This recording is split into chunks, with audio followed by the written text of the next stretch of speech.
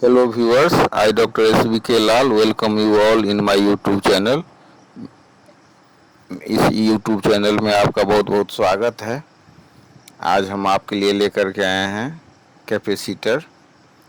Video को पूरा देखें, लाइक शेयर और सब्सक्राइब करें, और ताकि मैं उत्साहित हूँ, मेरा उत्साह वर्धन हो और मैं ज़्यादा से ज़्यादा प्लस टू साइंस से रिलेटेड जो वीडियो है इस पर आपको दे सकूं। फिजिक्स में आगामी आने वाले जो समय है उसमें आपके लिए फिजिक्स, केमिस्ट्री, बायो, इंग्लिश सारे विषयों का वीडियो अपलोड करने का योजना बना रहा हूं, आपको पढ़ाने का योजना बना रहा हूं। तो इस वीडियो को देखें और उम्मीद है कि एग्जामिनेशन पॉइंट ऑफ व्यू से ये वीडियो आपके लिए बहुत लाभदायक होगा।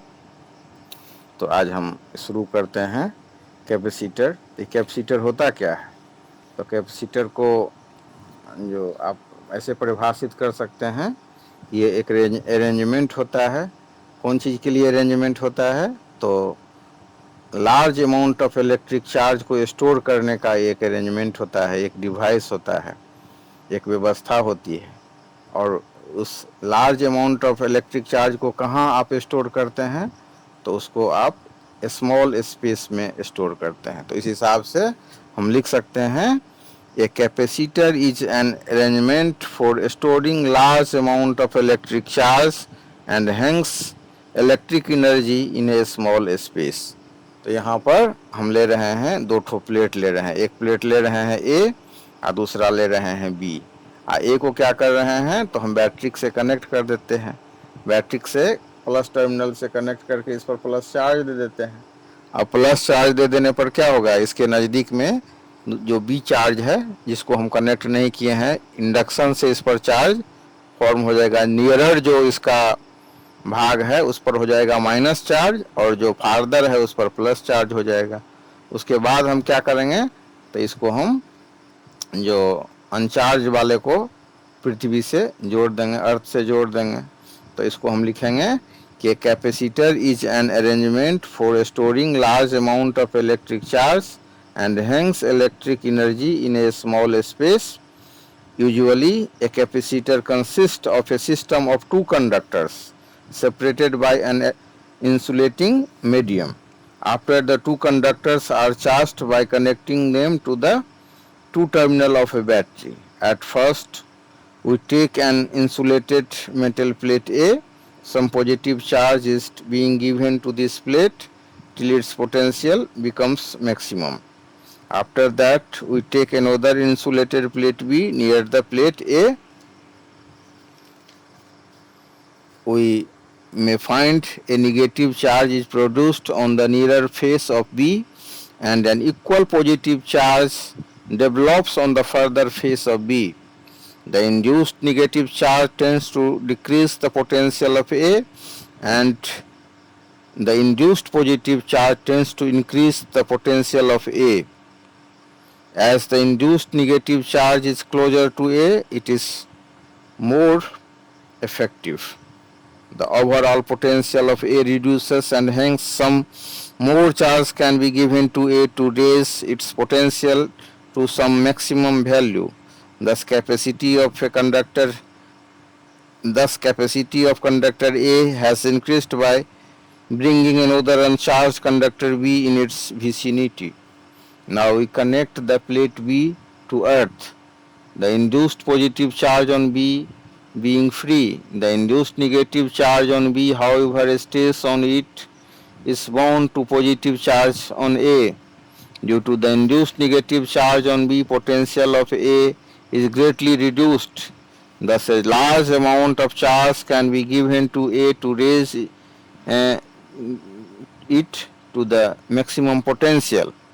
Hence we conclude that the capacitance of an insulated conductor is increased considerably by bringing near it an uncharged earth conductor.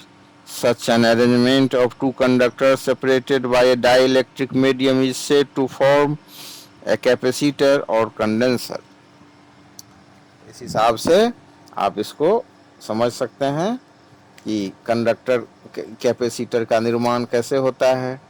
कैसे ये व्यवस्था है, कैसा ये अरेंजमेंट है। तो आप इसको समझें कि कैपेसिटर एक अरेंजमेंट होता है कौन चीज़ का, तो इलेक्ट्रिक चार्ज को स्टोर करने का। कहाँ पर, तो स्मॉल स्पेस पर। इसी के लिए यहाँ पर ये व्यवस्था है। एक पर एक हम दो प्लेट लेते हैं, एक है ए और दूसरा बी, आप देख रहे हैं इसको। अब उसके बाद क्या होता है कि ये जो कैपेसिटर जो है, ये capacitor consist of A system of two conductors. तो हम यहाँ देख रहे हैं दो कंडक्टर है, एक है हमारा ए और दूसरा है हमारा बी। ये जो कंडक्टर है वो सेपरेटेड है कौन चीज़ से, अलग है, देख रहे हैं, इंसुलेटिंग मीडियम से सेपरेटेड है।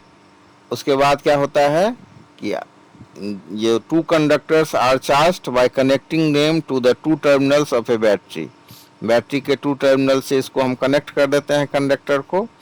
उसके बाद क्या होता है, at first we take an insulated metal plate A. यहाँ देख रहे हैं एक मेटल प्लेट ए ले रहे हैं, ये इंसुलेटेड है। इसको क्या करते हैं, तो इस पर हम some positive charge is being given to this plate. अब इस पर हम ए पॉजिटिव चार्ज दे रहे हैं ए पर। कितना चार्ज देते हैं, तो इतना चार्ज देते हैं कि till it's potential becomes maximum, जिससे कि इसका पोटेंशियल मैक्सिमम हो जाए। उसके बाद क्या होता है कि after that we take another insulated plate B. अब हम उसके नज़दीक में, ए के नज़दीक में एक दूसरा प्लेट लेते हैं। इंसुलेट, वो प्लेट कैसा है, तो इंसुलेटेड है। कहाँ लेते हैं, तो प्लेट ए के नज़दीक में लेते हैं। उसके बाद क्या होता है, we may find a negative charge is produced on the nearer face of B and on an equal positive charge develops on the farther face of B।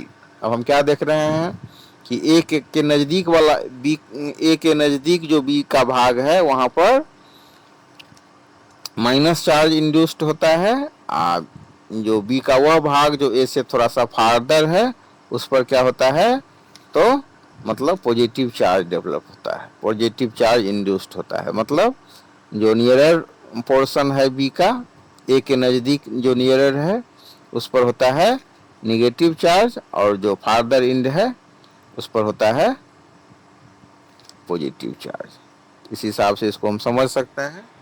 उसके बाद हमको समझना है the induced negative charge tends to decrease the potential of A. अब A पर जो मतलब ये जो इंड्यूस्ड चार्ज जो बी पर होता है, ये क्या करता है, तो ए के पोटेंशियल को डिक्रीज करता है, घटाता है।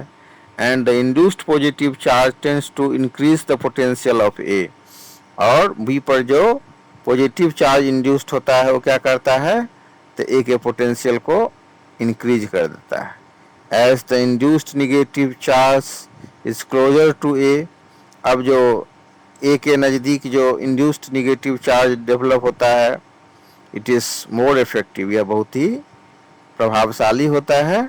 The overall potential of A reduces and hence some more charge can be given to A. अब इससे जो पोटेंशियल ए का जो रिड्यूस हो जाता है तो उस पर दिया जा सकता है, और ज़्यादा मतलब जो चार्ज है उसको दिया जा सकता है। क्यों दिया जाता है या क्यों दिया जा सकता है, क्योंकि हमको इसका जो पोटेंशियल है वो मैक्सिमम वैल्यू तक बढ़ाना है। उसके बाद क्या करते हैं हम, तो उसके बाद कैपेसिटी इस हिसाब से ये चार्ज देने के बाद क्या होता है, the capacity of conductor A has increased by bringing another अनचार्ज conductor be in its vicinity. इसके नज़दीक में हम एक दूसरा ये जो देख रहे हैं आप प्लेट बी को रख देते हैं। उसके बाद क्या होता है, तो now we connect the plate B to earth. उसके बाद बी प्लेट को हम अर्थ से कनेक्ट कर देते हैं।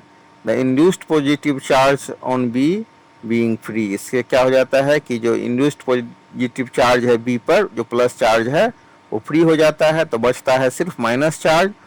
उसके बाद the induced negative charge on B however stays on it is bound to positive charge on A. अब ये जो इंड्यूस्ड निगेटिव चार्ज जो बी पर जो रहता है वो क्या करता है, तो ये चार्ज ए पर जो है पॉजिटिव चार्ज को मतलब ये कायम रखता है। Due to the induced negative charge on B potential of A is greatly reduced. अब ये जो हमारा बी पर जो negative charge, induced negative charge है, उसके चलते ए का पोटेंशियल बहुत ही घट जाता है। उसके बाद 10 a large amount of charge can be given to A. इसके बाद ए पर लार्ज अमाउंट ऑफ चार्ज दिया जा सकता है। क्यों दिया जा सकता है? तो हमको इसके पोटेंशियल को मैक्सिमम तक बढ़ाना है, इसीलिए हम इस पर लार्ज अमाउंट ऑफ चार्ज जो है इसको हम दे सकते हैं बढ़ाने के लिए। उसके बाद hence we conclude that the capacitance of an insulated conductor increased considerably by bringing near it an uncharged earth conductor। अब अनचार्ज अर्थ कंडक्टर को जब हम इसके नज़दीक रख देते हैं तो इसका कैपेसिटेंस बढ़ जाता है। तो इस हिसाब का जो अरेंजमेंट होता है कंडक्टर का, जो डाइलेक्ट्रिक मीडियम से सेपरेटेड होता है, तो फॉर्म करता है, बनाता है, क्या बनाता है? तो कैपेसिटर बनाता है। उसी को हम कंडेंसर कहते हैं, और हिंदी में बोलें तो इसको हम बोलते हैं क्या? तो हिंदी में इसको हम संधारित्र बोलते हैं। फिर आप देखेंगे आगे कि ये कैपेसिटर, अब इस हिसाब से हम लोगों ने समझ गया कि capacitor is an arrangement for storing large amount of electric charge and hence electric energy in a small space. और फिर अगर इसको आप बढ़िया से समझ लिए तो फिर इसको हम दूसरे ढंग से भी समझा सकते हैं। दूसरे ढंग से कैसे समझा सकते हैं कि a capacitor is a system of two conductors separated by an insulator. अब कैपेसिटर जो होता है वो दो कंडक्टर का एक सिस्टम है, जो एक इंसुलेटर से मतलब अलग किया गया है। अब अगर हम इसको कोई जो हमारा कंडक्टर है उसे कैपेसिटेंस को सी से लिखते हैं तो हमारा इक्वेशन बनता है C बराबर Q बटा V। अब यहाँ पर Q क्या होता है? तो Q होता है चार्ज ऑन द कंडक्टर, अभी होता है पोटेंशियल डिफरेंस। तो हम ऐसा इसको कह सकते हैं C is determined purely geometrically by the shape, size and relative positions of two conductors. अब इसका यूनिट क्या होता है? तो यूनिट इसका फैराडे होता है। अगर हिंदी में आप इसको समझना चाहें तो कैपेसिटर के लिए हिंदी शब्द है संधारित्र। तो हम इसको ऐसे समझ सकते हैं कि किसी संधारित्र की विद्युत धारिता संधारित्र को दिए गए आवेश तथा दोनों प्लेटों के बीच उत्पन्न विभवांतर के अनुपात को कहते हैं। ऐसा क्यों है? क्योंकि हम देख रहे हैं ना C बराबर Q बटा V। तो यहाँ पर हम क्या देख रहे हैं कि C जो है Q और V का अनुपात है, रेशियो है। इस हिसाब से इसको हम समझ सकते हैं। अब इसके बाद हम चर्चा करेंगे इसके टाइप्स पर कि इसका टाइप्स क्या सब है। हम लोगों ने इसको देखा कि कैपेसिटर कैसे अरेंजमेंट है, कैसे C बराबर Q बटा V, यहाँ तक हम इस पर चर्चा कर चुके हैं। अब हम देख रहे हैं कि टाइप्स ऑफ कैपेसिटर्स। तो टाइप्स ऑफ कैपेसिटर क्या होता है? तो मुख्य रूप से अगर हम बात करें कि टाइप्स ऑफ कैपेसिटर का, तो कैपेसिटर मुख्य रूप से तीन तरह के होते हैं। एक होता है पैरेलल प्लेट कैपेसिटर, दूसरा होता है स्फेरिकल कैपेसिटर, तीसरा होता है सिलेंड्रिकल कैपेसिटर। फिर इसके आप सिंबल को देखिए कि कैसे इसका सिंबल होता है। उसके बाद देखिए कि पैरेलल प्लेट कैपेसिटर क्या होता है। तो इसमें आप देखेंगे कि जो 3, 4, 5 जितना ज़रूरत हुआ उस हिसाब से हम प्लेट को अरेंज करते हैं। कैसे करते हैं? तो एक दूसरे के पैरेलल रखते हैं, और उसके बाद जब इसको हम अरेंज करते हैं तो फिर हमने देखा कि कैसे उसको कनेक्ट करके चार्ज देते हैं। तो चार्ज देने के बाद क्या होता है कि capacity C of parallel plate capacitor कितना हो जाएगा? तो ये कैपेसिटर, ये जो C होगा पैरेलल प्लेट का, C बराबर Q बटा V। और फिर हम लिख सकते हैं Q के जगह पर Q, और V का मान कितना होता है? तो V का मान देख रहे हैं ये कितना दूरी पर है? तो D पर है। तो V का मान हो जाएगा QD बटा एप्सिलॉन नॉट A। अब इसको अगर हम हल करते हैं तो फिर ये हो जाता है हमारा epsilon not A upon D। तो इस हिसाब से पैरेलल प्लेट कैपेसिटर के लिए हम लिख सकते हैं C बराबर epsilon not A upon D। यहाँ तक हम इसको समझ लीजिए। ये हो गया हमारा पैरेलल प्लेट कैपेसिटर। इसमें हम देख रहे हैं ना, एक साइड जो है प्लस है, इसके नज़दीक में दूसरा प्लेट है, इसको हम अर्थ से ये कर दिए हैं, इसके बीच में दूरी D है। अगर हम इसको समझ लिए बढ़िया से तो फिर हम आगे स्फेरिकल कैपेसिटर को भी समझ सकते हैं, फिर सिलेंड्रिकल कैपेसिटर को भी समझ सकते हैं। तो सबसे पहले आप इसको बढ़िया से समझ लीजिए कि पैरेलल प्लेट कैपेसिटर क्या होता है। इस अरेंजमेंट होता है प्लेट का एक दूसरे के पैरेलल। तो capacity C of a parallel plate capacitor is given by C is equal to Q बटा वी। तो भी का मान होता है क्यू डी बटा एप्सिलॉन नोट ए। तो इस हिसाब से क्यू बटा वी बराबर हम लिख सकते हैं क्यू अपॉन क्यू डी बटा एप्सिलॉन नोट ए। ये बराबर हो जाएगा epsilon naught A upon D के। तो इस हिसाब से हमारा इक्वेशन बनेगा सी बराबर epsilon naught A upon D.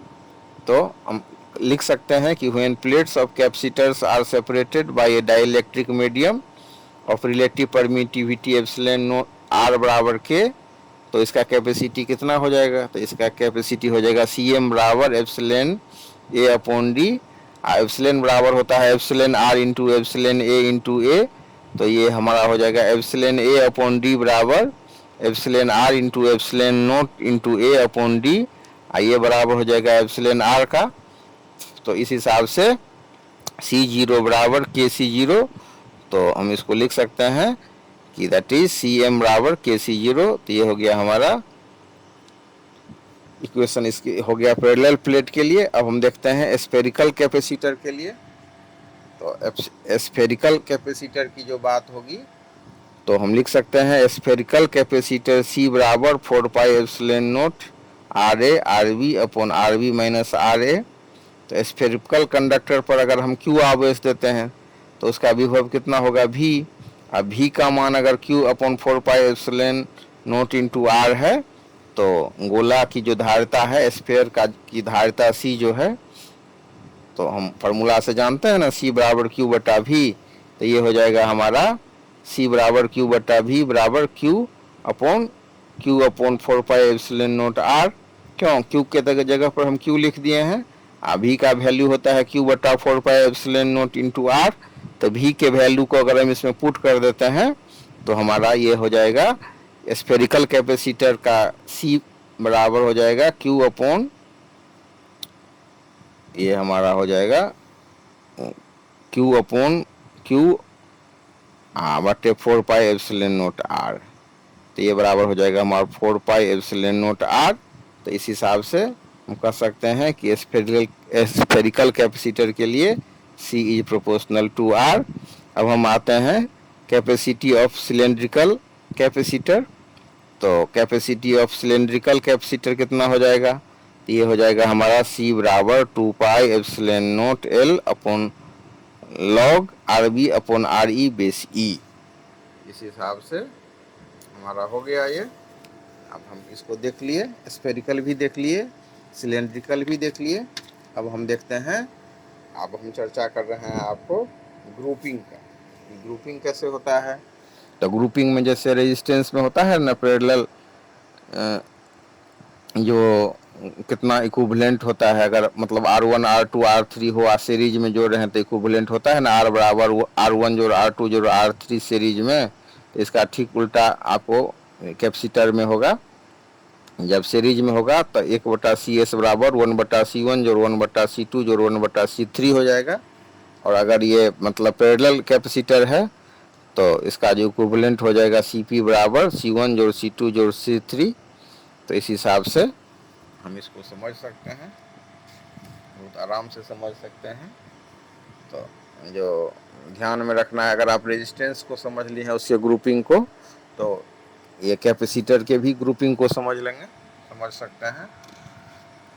हम देखते हैं ना कि उसमें जो सीरीज में रहता है रेजिस्टेंस, तो इक्विवेलेंट कैसे निकालते हैं। R बराबर R1 जोड़ R2 जोड़ R3।